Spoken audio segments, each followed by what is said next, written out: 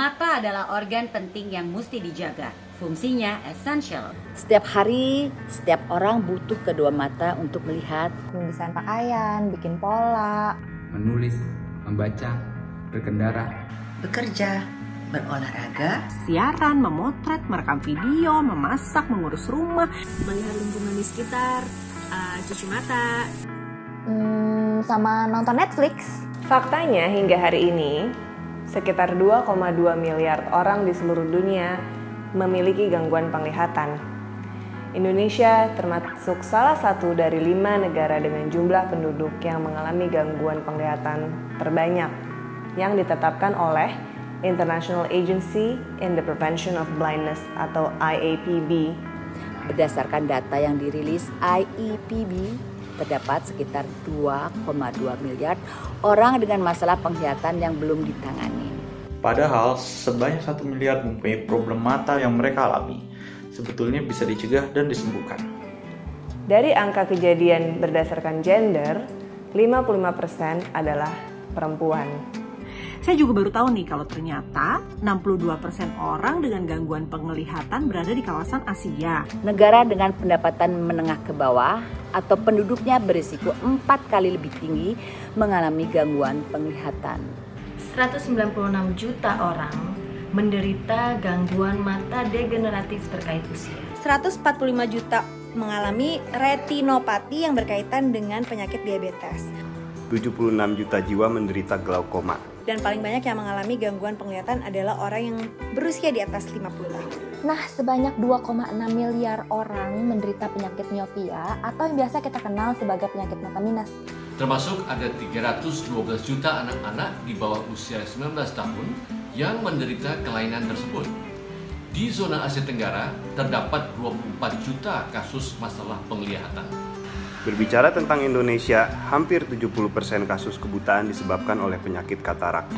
Kita orang Indonesia sebagai bagian dari penduduk dunia mesti menyadari bahwa masih banyak tantangan yang harus dihadapi, tapi tetap harus optimis karena 80% masalah gangguan penglihatan termasuk kategori avoidable blindness atau kebutaan yang dapat dicegah. Tentu dengan cara melakukan deteksi dini, rutin memeriksakan kondisi mata secara teratur, maka kita dapat memberikan penanganan medis yang sesuai untuk mencegah gangguan penglihatan dan kebutaan yang permanen. Isu yang tidak kalah krusial berkaitan dengan masalah kesehatan mata anak-anak. Dari total jumlah penduduk di seluruh Indonesia, 25%-nya masuk kategori anak-anak. Artinya, sekitar 90 juta anak-anak Indonesia butuh perhatian untuk kesehatan mata mereka. Apalagi di masa-masa seperti ini ketika anak-anak lebih sering terpapar dengan layar gadget. Seperti TV digital, laptop, dan layar ponsel. Memang kalau punya mata sehat, mau dipakai buat apa sih?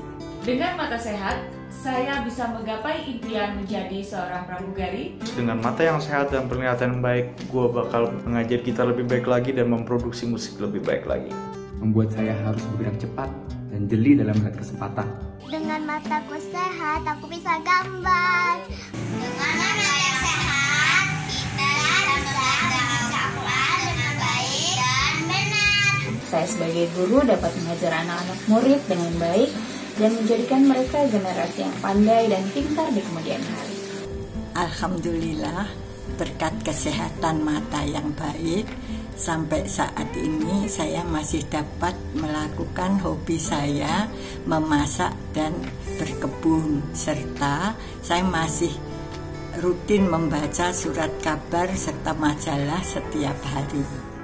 Semua orang, baik dia laki-laki, perempuan, tua, muda, mempunyai hak yang sama untuk dapat melihat dan menggunakan mata sebaik-baiknya untuk meningkatkan kualitas hidup.